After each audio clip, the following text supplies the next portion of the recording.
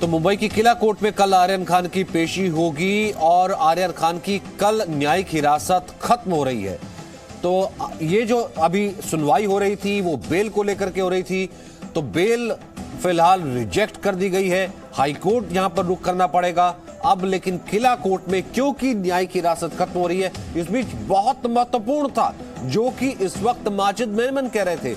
उन्होंने कहा है कि आप जेल की कस्टडी यानी कि न्यायिक हिरासत सजा के तौर पर ट्रीट नहीं की जा सकती है। कोर्ट को या फिर लॉ में ये हक जरूर है कि आप जो है ताकि आप एविडेंस को टेम्पर ना करें, आपको न्यायिक हिरासत में भेजा जाए, लेकिन जब तक सजा नहीं हो जाती, वो एक सजा का पार्ट ना बन जाए, यानी कि वो हैबिचुअल ना हो जाए, ये लगातार जो है नहीं हो सकता। ये माजिद मेमन का कहना था। ये अपने आप में ये टिप्पणी काफी ज्यादा इंपॉर्टेंट होती है। और कल किला कोर्ट में पेशी होगी क्योंकि कल न्यायिक हिरासत खत्म हो रही है आर्यन खान की।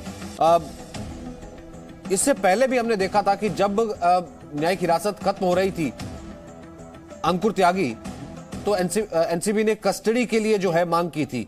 अब कल किला कोर्ट में पेशी, क्या इसमें हम उम्मीद कर सकते हैं एनसीबी की तरफ से अपना केस वो कैसे रखेगी? देखिए, एनसीबी लगातार जो सोर्सेज हैं वो इस बात को कंफर्म कर रहे हैं कि जब वो जाएंगे तब वो जरूर इस चीज़ को अपोज करेंगे। ये हो सकता है क्योंकि अभी तक की इन्वेस्टिगेशन में जो चीज़ें और निकल कर आई हैं, कानूनी प्रक्रिया अपनी तरफ से चल रही है, लेकिन इस मामले में जो इन्वेस्टिगेशन है वो भी अपनी तरफ से लगातार की जा रही है। और इस मामले में जो नए नए खुलासे सामने आ रहे हैं, जैसे कि अब एक चैट की बात हो रही है, 13 अक्टूबर को यही चैट की कॉपी जो एएसजी हैं उन्होंने कोर्ट को दी थी और उसमें साफ तौर पर आर्यन खान का एक न्यू कमर एक्ट्रेस के साथ ड्रग्स को लेकर पूरा कन्वर्सेशन है। और ऐसे तमाम चीज़ें, वो एक अकेला चैट नहीं है, ऐसे और भी चैट्स निकल कर आए हैं। तो इनसे जुड़े हुए जो किरदार हैं, क्या उनसे उनको समन देकर पूछताछ के लिए बुलाया जाएगा? अगर उनको पूछताछ के लिए बुलाया जाएगा तो क्या उनसे कन्फ्रंट आर्यन खान को किया जाएगा जो इस वक्त न्यायिक हिरासत में चल रहे हैं? इसको ध्यान में रखकर क्या वो एनसीबी अपनी हिरासत की मांग करेगी? ये वो तमाम पहलू होंगे कल जिनके ऊपर एनसीबी कोर्ट में अपना पक्ष रखने वाली है। और फिलहाल आर्यन खान के वकीलों की तरफ से फिर क्या बहस हो सकती है, या वो एक यूजुअल प्रोसीजर रहेगा? देखिए, वो तो जाहिर तौर पर चाहेंगे कि अब यहाँ से एनसीबी की वो इस बात को लेकर अपोज कर सकते हैं कि एनसीबी की हिरासत की जरूरत क्या है। वो पहले से ही न्यायिक हिरासत में चल रहे हैं, उनकी न्यायिक हिरासत को बढ़ा दिया जाए, क्या जरूरी है? जिस तरह के ग्राउंड्स लेकर एनसीबी के वकील आते हैं या फिर जो पॉइंट्स वो वहाँ पर डिस्कस करेंगे उसको किस तरह से काउंटर किया जाएगा, ये पूरी जो स्ट्रेटेजी है ये अपनी तरफ से आर्यन के जो वकील हैं वो वहाँ पर रखने वाले हैं। आबा जी, ये अभी जैसे मैं देख रहा था माजिद मेमन कह रहे थे, ये कितना इंपॉर्टेंट हो जाता है? इस टिप्पणी को मैं कैसे समझूं आम दर्शकों के लिए, जब ये कहते हैं कि आपको देखना पड़ेगा कि न्यायिक हिरासत यानी कि जेल जाना जो है सजा ना लगने लगे या सजा में तब्दील ना हो जाए, लॉ में ये फर्क जरूर होना चाहिए। बिल्कुल सचिन जी, आप देखिए सुप्रीम कोर्ट के भी कई ऑब्जर्वेशंस हैं कि बेल नॉट जेल, मतलब jail is an exception, bail is a right. जब तक आपको आरोपी सिद्ध न कर दिया जाए, जब तक आपकी ट्रायल नहीं हो जाए, तब तक जेल नहीं होनी चाहिए। और इसमें ये कहना कि ये जो है एविडेंसेस को टैंपर करेंगे, ये एक कॉलेज जाता हुआ बच्चा क्या एविडेंसेस टैंपर करेगा, ये बिल्कुल भी बात जो है समझ में नहीं आती। और ये साफ दिखता है कि हाईकोर्ट को इसमें एक एनसीबी की से मांगने पड़ेंगे फैक्ट्स, क्योंकि आपने कार्टेल कैसे बना दिया उसको। अगर आपके व्हाट्सएप चैट्स हैं 2 प्रोक्योरमेंट के, उससे आपने सिंडिकेट और कार्टेल, ये 27A का मिसयूज एनसीबी बार बार कर रही है। रिया में भी किया था, लेकिन चूंकि बॉलीवुड एक बहुत कमजोर ग्राउंड है, रिया चक्रवर्ती अगर यही डेफेमेशन केस डाल चुकी होती है, अगर बॉलीवुड ने मिलकर डाला होता कि हाईकोर्ट ने कहा था कि 10,000 रुपए देने के लिए आपने उनको कार्टेल और सिंडिकेट कैसे बना दिया। चूंकि ये लोग बहुत डरपोक होते हैं, डरते हैं और दोबारा रिएक्ट नहीं करते या अटैक नहीं करते, इसलिए बार बार इन लोग के साथ इस तरह का हो रहा है। और मुझे लगता है कि आर्यन खान पे ये जो गलत चार्जेस आप कहिए यूज कर रहे हैं, कंज्यूमर के ऊपर तो बेल के जो है वो 6 महीने से 1 साल की सजा की प्रावधान है। तो चूंकि ये कुछ कंज्यूमर के ऊपर सेक्शन हार्ड नहीं लग सकते, तो ये उसको कार्टेल और सिंडिकेट करके ये लोग जो फॉल्स चार्जेस कॉन्कॉक्ट करते हैं। अभी हाईकोर्ट में मैंने एक बेल दिलाई थी जिसमें एक पीएचडी की जो क्लिनिकल साइकोलॉजिस्ट थी, उनकी पीएचडी के लिए उनपे फेक उनके ऊपर ऐसे चार्जेस लगा दिए गए जिसमें 10 साल की जेल का प्रावधान था। हाईकोर्ट ने कहा पुलिस ने गलत चार्जेस लगाए। तो इसलिए जरूरी है कि हाईकोर्ट में उनके वकील ये सब सामने तथ्य रखे कि कैसे एनसीबी उनके वो ठीक है, ऊपर मैं वही तो कह गलत रहा हूँ ना, charges मैं वो लगा रही आर्गुमेंट है। तो जज के सामने होता है ना कि अगर आपने किसी को कार्टेल बना दिया, एक 23 साल का लड़का, अब वो ठीक है कि बहुत बड़े इतने बड़े सुपरस्टार का लड़का, 23 साल का लड़का जो उससे पहले स्टूडेंट है और उसको आपने कार्टेल बना दिया जिसके पास कंजम्पशन रिकवरी कुछ भी नहीं है। अब वो अगर बाय हाइपोथेटिकली हाई कोर्ट से अगर उसको बेल मिल जाती, तब इन दिनों का आप क्या कीजिएगा, तब कौन जवाबदेही होगा? लेकिन आप कहीं ना कहीं जो आर्गुमेंट कर रहे होंगे वो आर्गुमेंट कहीं कोर्ट के सामने, जज के सामने वो सही तो ठहर रहे होंगे, तब जाकर के उनकी बेल रिजेक्ट हो रही होगी। फिर इसका क्या? जी नहीं, हमने हाईकोर्ट में बार बार यही कहा कि ट्रायल कोर्ट्स और सेशंस कोर्ट जो है वहां पे हर तथ्यों की सही ढंग से देखी नहीं जाती है। इसीलिए तो हाईकोर्ट और सुप्रीम कोर्ट बना हुआ है, क्योंकि ये जो लोअर कोर्ट्स है, ट्रायल कोर्ट्स में आप देखिए बहुत कम बेल मिलती है, सेशंस कोर्ट में भी बेल बहुत कम दी जाती है। कुछ वो जो होते हैं इनके ऑर्डर्स जो होते हैं, या तो मैंने तो यहाँ तक हाईकोर्ट में कहा कि नॉन एप्लीकेशन ऑफ माइंड भी होता है कई केसेस में, कई कई जगह कई इंपॉर्टेंट तथ्यों को सामने नहीं रखा जाता। तो ये कहना कि कुछ आर्ग्यूमेंट पे ही बेल उनको नहीं मिल रही है, उसको मैं नहीं मानती। ठीक है अंकुर, फिर उसके बाद ये कैसे स्ट्रांगली माना जाए, क्योंकि यहां पर एनसीबी का केस स्ट्रांगली ये था, क्योंकि ये तो आप लगातार कहते आए हैं कि कंजम्पशन नहीं है, रिकवरी नहीं है, लेकिन अब कॉन्स्पिरेसी लगा दिया गया। क्या ये कॉन्स्पिरेसी लगाने से जो है आज की बेल रिजेक्शन एक बड़ा ग्राउंड हो सकता है? देखिए, जो अभी आभा सिंह जी कह रही हैं कि उसके पास कंजम्पशन नहीं था और इसलिए उसको जिस तरह से फ्रेम किया जा रहा है, या जो भी बातें उन्होंने अपनी तरफ से रखी हैं, यहाँ पर जो एनसीबी की तरफ से जो मामला सामने रख रहे थे अनिल सिंह, जो कि एडिशनल सॉलिसिटर जनरल हैं, उन्होंने साफ तौर पे कहा था कि अब ये मामला किसी भी तरह से ऐसा नहीं है कि वो गेस्ट के तौर पर बुलाए गए थे या फिर वो स्पेशल इन्वाइटी थे, या उन्होंने सिर्फ इस पर कंजम्पशन के ही चार्जेस हैं। अब ये मामला कॉन्स्पिरेसी का होता है और उसके पीछे उनका तर्क ये था, पहली चीज़ तो ये थी कि जितने भी लोग पकड़े गए हैं, शुरुआत में 8 लोग पकड़े गए हैं, ये आपस में एक दूसरे से कनेक्टेड हैं। दूसरा, उन्होंने कहा था कि अरबाज मर्चेंट और आर्यन खान पहला मौका नहीं था जब इस तरह के कॉन्ट्राबैंड का इस्तेमाल कर रहे थे, वो इससे पहले भी कॉन्ट्राबैंड का इस्तेमाल कई बार कर चुके हैं और ये वाली बात इलेक्ट्रॉनिक एविडेंस व्हाट्सएप चैट्स में कंफर्म हुई है। इसके अलावा ह्यूज क्वांटिटी में जो ड्रग्स की बात हो रही है, सॉलिड ड्रग्स की बात हो रही है, वो एक इंटरनेशनल ड्रग ट्रैफिकर की बात हो रही है जिसमें आर्यन खान के चैट्स उससे जुड़े हुए हैं। और तीसरी बात है कि उनके जो सस्पिशियस ट्रांजेक्शंस हुए हैं इस ड्रग्स के प्रोक्योरमेंट को लेकर, तो ये मजबूत बात जो कॉन्स्पिरेसी है कहां से आई है, वो उसके आधार यहां पर थे और इन्हीं में से कई बातें होंगी जिसको लेकर जज कन्विंस हुए हैं कि अब ये मामला सिर्फ कंजम्पशन का नहीं है। अगर कंजम्पशन का होता तो हमने इससे पहले देखा था कि भारती सिंह का जो मामला था, उनके हस्बैंड थे या इससे पहले भी कई सारे सेलिब्रिटीज थे, उनको जल्दी जल्दी बेल मिली है। लेकिन इस मामले में अगर एनसीबी अपनी तरफ से अपनी बातें रख रही है तो यही वो पॉइंट है जहां पर जाकर जज कन्विंस हुए और उन्होंने जो जमानत है उसको खारिज किया है। तो क्या मैं ये मानूं कि मतलब ये बताने की कोशिश और ये सामने रखने की कोशिश और कहीं ना कहीं ये मानने की कोशिश, या फिर मान लिया गया फिलहाल के लिए जिस कारण से रिजेक्शन हुआ है कि एक बहुत बड़ी कॉन्स्पिरेसी और कार्टेल का हिस्सा है आर्यन खान? आपको ये एक चीज बहुत बड़ी है, सुप्रीम कोर्ट ने बार बार कहा है कि व्हाट्सएप चैट्स की कोई एविडेंशियरी वैल्यू नहीं है। तीन जजेस की बेंच ने कहा है कि व्हाट्सएप चैट्स की कोई एविडेंशियरी वैल्यू नहीं है। आज जिस तरह से लोग उसको काट देते हैं, जोड़ देते हैं, तो उसकी कोई वैल्यू नहीं होती। एक व्हाट्सएप चैट पे इस तरह से जेल में रखना मुझे कहीं भी सही, लीगली सही नहीं लगता। क्रिमिनल जस्टिस सिस्टम के साथ एक खिलवाड़ लगता है। मैं वही तो कह रहा हूँ ना आभा जी कि फिर उसके बाद आप लोअर कोर्ट में जाते हैं कि वही एविडेंशियली वैल्यू हो जाती है, वहीं आप हायर कोर्ट में जाते हैं तो 3 जजों की बेंच कहती है वो एविडेंशियली वैल्यू नहीं है, वहां से उसको रिलीफ मिल जाता है। बिल्कुल, इसीलिए मेरा मानना है कि अब क्रिमिनल जस्टिस सिस्टम में ट्रांसपेरेंसी, अकाउंटेबिलिटी की बहुत जरूरत है। आज कंटेम्प्ट ऑफ कोर्ट की वजह से लोग सच्चाई देखकर भी बोलते नहीं है, तो इस वक्त क्रिमिनल जस्टिस सिस्टम में अकाउंटेबिलिटी की जरूरत है। और अगर गलत ढंग से किसी को जेल में डाला जा रहा है तो उन अधिकारियों पर भी कार्रवाई होनी चाहिए। और चूंकि पब्लिक डरती है, उन अधिकारियों के खिलाफ कोर्ट में नहीं आती, इस वजह से कानून का दुरुपयोग होता है। ठीक है अंकुर, क्या कह रहे थे आप? जी देखिए, आभा जी जो बता रही हैं वो उनका अपना एक पक्ष है। मैं वो बता रहा हूं जो मैंने लगातार कानून की ये जो पूरी की पूरी प्रोसीजर चला है 13 तारीख और खासतौर पर 14 तारीख, 2 तारीख का मैं जिक्र कर रहा हूं, जो ज़िरह के पॉइंट्स रहे हैं और दोनों पक्षों ने अपनी अपनी बातें रखी हैं, वहां जाकर मैं सारी बातें लोगों के सामने रखने की कोशिश कर रहा हूँ। और यहाँ पे अपनी तरफ से अमित देसाई ने भी अपना पॉइंट रखा था। उन्होंने कहा था कि व्हाट्सएप चैट्स की बात लगातार एनसीबी कर रही है। ये व्हाट्सएप चैट्स आप इसको हो सकता है मिस इंटरप्रिटेशन कंसर्न हो, क्योंकि आजकल के यूथ है वो अपनी भाषा, उनकी सोशल मीडिया की अपनी एक लैंग्वेज होती है जिसके कई सारे अलग अलग मायने होते हैं, उसमें वो जोक भी कर सकते हैं या उसका कुछ और भी मतलब हो सकता है। उसका रेफरेंस सिर्फ ड्रग्स के कॉन्टेक्स्ट में लेना ये सही नहीं होगा। ये उन्होंने बात कही थी कि एक इंटरनेशनल ड्रग ट्रैफिकर के बारे में जो लगातार संपर्क में रहने, चैट्स की बात जो और या सॉलिड ड्रग्स की ह्यूज क्वांटिटी में होने के बाद एनसीबी कर रही है, उसको भी सिरे से खारिज कर दिया था। हालांकि एनसीबी की तरफ से ये कहा गया था कि जो इंटरनेशनल ड्रग ट्रैफिकर है इस तक पहुंचने के लिए एनसीबी ने ऑलरेडी एमईए जो है मिनिस्ट्री ऑफ एक्सटर्नल अफेयर्स उसको कांटेक्ट कर लिया है और वहां से वो प्रोसीजर चालू हो गया है। तो मैं जो आप बातें रख रहा हूं वो दोनों साइड ने अपनी बातें जो कोर्ट के समक्ष रखी 13 अक्टूबर को और 14 अक्टूबर को, और जब आज जब हम बात कर रहे हैं 20 अक्टूबर को, जब जमानत याचिका खारिज हो गई है तो उसके जर्नलिस्ट का काम ही वही है, जाहिर सी बात है, एक जर्नलिस्ट का काम भी वही है। आपने कहा कि आपने जो देखा, जो एनसीबी ने केस रखा और जो आर्यन के वकील और जो बाकी दो आरोपी उनका जो केस था, उन्होंने जो आर्गुमेंट रखे उसके आधार पर जो है बेल मिली या जेल मिली, वो जो आर्गुमेंट हुआ, आप वो जो है चीजें रिपोर्ट कर रही हैं, बिल्कुल ठीक है अंकुर, मैं इस चीज को मानता हूं।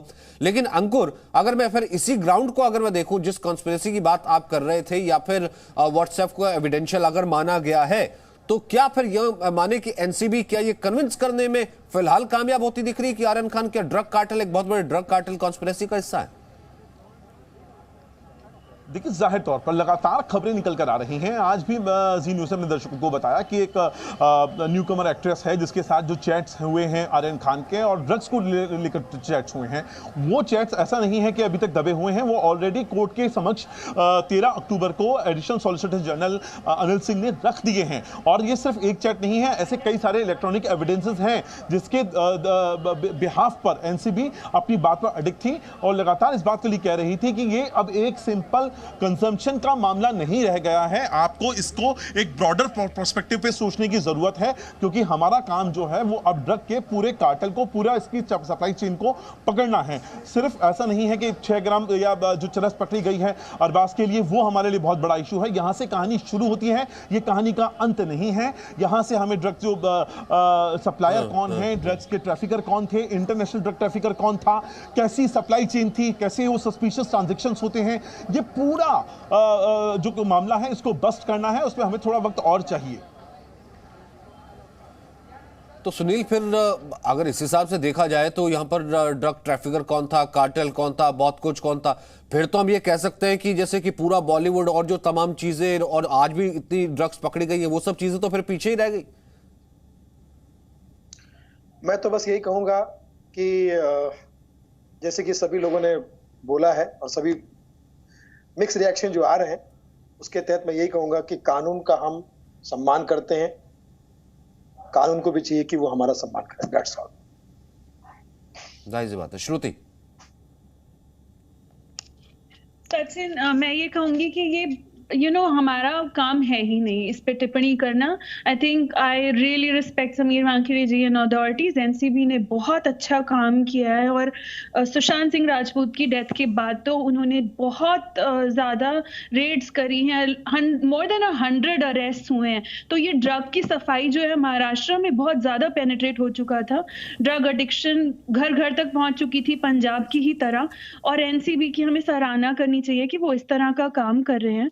और इस so called high profile case में जब वो इस तरह के अरेस्ट कर रहे हैं और इनसे वो इंटरनेशनल नेक्सस तक आर्यन के माध्यम से पहुंच रहे हैं, तो मैं तो ये कहूंगी कि शाहरुख और आर्यन भी बहुत फॉर्चुनेट हैं कि वो एक रियल लाइफ हीरो बन पा रहे हैं और यूथ को ये मैसेज दे पा रहे हैं, और उनके थ्रू एनसीबी अपना काम करके ड्रग इंटरनेशनल पेडलर्स तक पहुंच पा रही है। तो वो देश के लिए सिर्फ एंटरटेन नहीं करते आए हैं, बल्कि एक बहुत जरूरी काम कर रहे हैं। हमारे यूथ को वो ड्रग से डी एडिक्शन कराएंगे। तो इसमें इतनी प्रॉब्लम की बात ही क्या है, और सारा बॉलीवुड आकर अटैक क्यों कर रहा है एनसीबी को और अथॉरिटीज को, मुझे ये समझ नहीं आता। I feel that Aryan is very fortunate कि वो स्टार बनने से पहले भी ऑलरेडी समीर वानखेड़े जी को इस तरह की स्टेटमेंट्स दे रहा है कि मैं एक अच्छा नागरिक बनकर दिखाऊंगा, मैं ड्रग्स छोड़ूंगा और मैं आपकी हेल्प करूंगा। तो अगर इतने से दिन जेल में रहने से उसमें ये सुधार आ गया, ये चीज मैं बता दूं कि जो लोग ड्रग्स में लिप्त होते हैं उनको 15 साल 20 साल में भी ये बदलाव नहीं आता जो आर्यन में ऑलरेडी हमें दिखाई दे रहा है।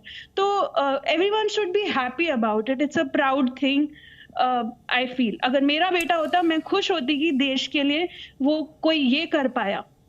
ठीक है, मैं नुपुर आपका भी इसके ऊपर रिएक्शन लूंगा, लेकिन बचाव पक्ष के वकील से बात की थी अंकुर ने और राकेश ने, एक बार सुनते हैं। काशिफ, एक बात बताइए मेरे को, आप अरबाज मर्चेंट के वकील हैं, मुनमुन के मर्चेंट, अब मुझे बताइए कि यहाँ से आप लोगों के लिए पहली बात तो झटका कितना बड़ा है, क्योंकि आप लोगों ने अपने जो आर्गुमेंट रखे थे वो आप सेटिस्फाई थे कि आपके आर्गुमेंट सही दिशा में जा रहे थे? बिल्कुल, आर्गुमेंट्स एकदम सेटिस्फैक्ट्री थे, और ये अगर मैं खुद ही बोलूँगा तो वो सही नहीं लगेगा। ये चीज़ पता चलेगी जब कोर्ट का पूरी तरीके से ऑर्डर हाथ में आएगा। अच्छा, उसके बाद अब यहाँ से प्रोसीजर कैसे कैसे आप देख रहे हैं? देखिए, प्रोसीजर में तो अभी यही है कि सबको बॉम्बे हाईकोर्ट ही अप्रोच करना पड़ेगा, जो कि अभी नेक्स्ट स्टेप है, और उम्मीद करते हैं कि हाईकोर्ट इस चीज़ को बराबर परयूज करके एक सही तरीके का इसमें ऑर्डर आएगा। ये समझाइए कि आप ऑर्डर कॉपी जो है वो आपको कब तक मिलेगी, क्योंकि बिना ऑर्डर कॉपी के आप बॉम्बे हाईकोर्ट नहीं मूव कर पाएंगे? देखिए, उम्मीद कर रहे हैं कि ऑर्डर कॉपी अगर आज ही हाथ में मिल जाती है, सर्टिफाइड कॉपी हमने अप्लाई किया हुआ, अगर आज ही मिल जाती है तो बहुत अच्छी बात है, हम आज ही मूव करने की उम्मीद रख रहे हैं, वरना ज़्यादा से ज़्यादा अगर कल मिला तो कल सुबह ही हम मूव कर लेंगे। अगर आप बॉम्बे हाईकोर्ट जाएंगे तो क्या वहाँ पे आप अर्जेंट लिस्टिंग के लिए भी प्रे करेंगे वहाँ पर? देखिए, जहाँ तक अर्जेंट लिस्टिंग की प्रे की बात है तो ऑलरेडी हाईकोर्ट का रूल है कि 48 आवर्स का प्रेसिपी मूव करना जरूरी है, तो 48 आवर्स तो हमको वेट करना ही पड़ेगा। हम रिक्वेस्ट करेंगे डेट की as early as possible, but high court पे डिपेंड करता है कि डेट कभी की ग्रांट होगी। यानी अगर आप थर्सडे के लिए अप्लाई करते हैं तो मंडे से पहले जो है वो बोर्ड पे आने के चांसेस उसके कम होंगे? मंडे को चांसेस कम की नहीं बोल सकते, लेकिन हाईकोर्ट पे डिपेंड करता है। उम्मीद है कि मंडे भी चांसेस है, हो सकता है। उसके बाद क्या एनसीबी को नोटिस भेजी जाएगी रिप्लाई फाइल करने के लिए, उसमें भी वक्त लग सकता है? वो अभी एनसीबी पे डिपेंड करता है, पॉसिबिलिटी है। टोटल प्रोसीजर अब आप दर्शकों को ये समझाइए, ये आपका बेल ऑर्डर, ये जो आया है ऑर्डर, उसको लेके हाई कोर्ट में जाना, फिर उसका बोर्ड पे आना, और उसके बाद जिरह का दौर होना, और फिर उसका एक अंदाजन टाइम आपको कितना लगता है वो लग रहा है टोटल के हिसाब? देखिए, जहाँ तक अंदाजन की बात है तो आइसोलेशन को पकड़ के 48 आवर्स प्रेसिपी मूव करके कम से कम 2 से 3 दिन का वेट तो करना पड़ेगा मैटर बोर्ड पे आने के लिए। और मैटर बोर्ड पे आने के बाद जिरह का एक लंबा दौर देखने के लिए मिलेगा, दोनों अपने विपक्ष अपनी बातें रखेंगे। कितना वक्त टोटल यहाँ से और लग रहा है आपको यहाँ से न्याय मिलने में? न्याय की जहाँ तक बात है, अगर पहले दिन पे ही अगर एप्लीकेशन मूव करें और मैटर अगर बोर्ड पे 2-3 दिन के अंदर अगर लग जाए हाईकोर्ट में, और एनसीबी ने अगर उसी दिन पे रिप्लाई फाइल कर दिया, तो उम्मीद है कि उसी दिन पे हाईकोर्ट का ऑर्डर भी पास होने की चांसेस है।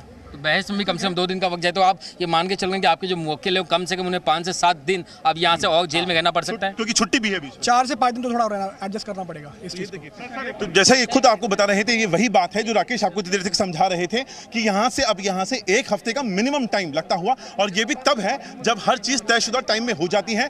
ये लोग अपना ऑर्डर लेके हाईकोर्ट चले जाते हैं, उसके ऊपर एनसीबी से रिप्लाई जब मांगा जाता है, एनसीबी वक्त पे सेम डे अपना रिप्लाई फाइल कर दे, और उसके बाद बोर्ड पे मैटर आ जाए, बोर्ड पे मैटर आने के बाद दोनों पक्ष अपनी जिरह रख दें, 3-4 दिन का जो वक्त जो नॉर्मल लगता है, ये तब की बात है ये। लेकिन अगर यहाँ से थोड़ा भी डिले होता है तो आप उसके हिसाब से दिन आगे बढ़ते हुए देखेंगे। तो कुल मिलाकर के आपने देखा कि बचाव पक्ष वकील भी कह रहे थे जितनी जल्दी हो सके ऑर्डर की कॉपी अगर आ जाएगी तो फिर वो हाईकोर्ट का रुख करेंगे। हाईकोर्ट में जाने में अभी 3 से 4 दिन का वक्त और लग सकता है, यानी कि ये कम से कम क्या मिनिमम माना जाए। अब यहाँ से 4 से 5 दिन की जेल अभी और रहेगी आर्यन के लिए, या फिर कल जब किला कोर्ट में पेशी है, क्योंकि न्यायिक हिरासत खत्म हो रही है, वहां क्या हो सकता है?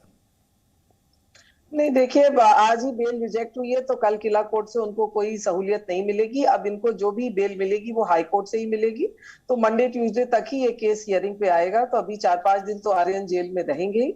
और जिस तरह से इसमें सिंडिकेट और कार्टेल के चार्जेस लगाए जा रहे हैं, वो सरासर मुझे कानून का दुरुपयोग लग रहा है। लेकिन आपको मालूम है कानून के हाथ बंधे हुए हैं, जो पुलिस या एनसीबी जो फैक्ट्स रखती है जज उसी पे डिसाइड करते हैं।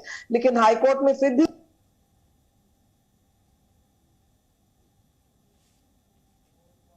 आ जाती हैं, लेकिन अगर उनको वहां से बेल मिलती है तो मैं जरूर चाहूंगी कि आर्यन बाहर निकल के एनसीपी पर एक काउंटर केस जरूर करे, अपने ह्यूमन राइट्स के लिए, अपनी डिग्निटी के लिए। अब जब से हमने देखा है अमित राम से कि शाहरुख का ना कोई रिएक्शन आया, ना किस तरीके का पब्लिक स्टेटमेंट आया, बहुत सी ऐसी चीजें थी जो पहले कही जा रही थी कि क्या शाहरुख का कोई स्टेटमेंट आएगा, क्योंकि आज बहुत उम्मीद रही होंगी शाहरुख खान और उनके परिवार को गौरी खान को लेकर के। ये बहुत बड़ा झटका उनके परिवार के लिए आया, और किस तरीके से फिलहाल जो है वो उनका दिन, उनकी दिनचर्या, उनके दिन बीत रहे हैं और क्या कुछ चल रहा है।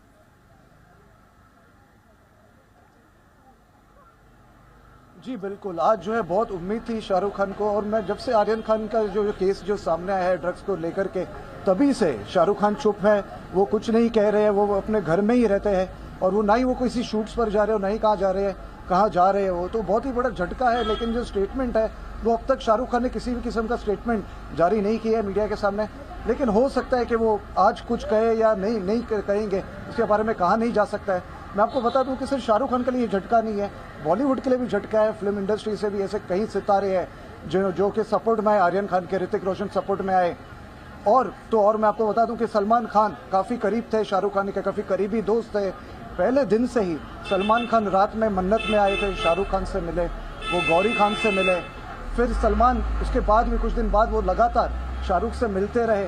और कई ऐसी चीज़ें जो सुझाव है जो सलमान खान ने भी शाहरुख खान को दिया इस केस को लेकर के, तो ये जो झटका है ये खैर बॉलीवुड जरूर साथ नजर आ रहा था, जावेद अख्तर भी साथ नजर आए, सलमान खान भी जाकर के मिले, ऋतिक ने भी एक स्टेटमेंट जारी किया। लेकिन फिलहाल हकीकत यही है कि कोई राहत ना शाहरुख खान को मिली है, ना आर्यन खान को मिली है, ना शाहरुख खान के परिवार को मिली, क्योंकि आर्यन खान अभी जेल में ही रहेंगे, जमानत उनको नहीं मिली। इस बड़ी खबर पर लगातार हम बने हुए। Presenting B News app available on Google Play and App Store. Download it now.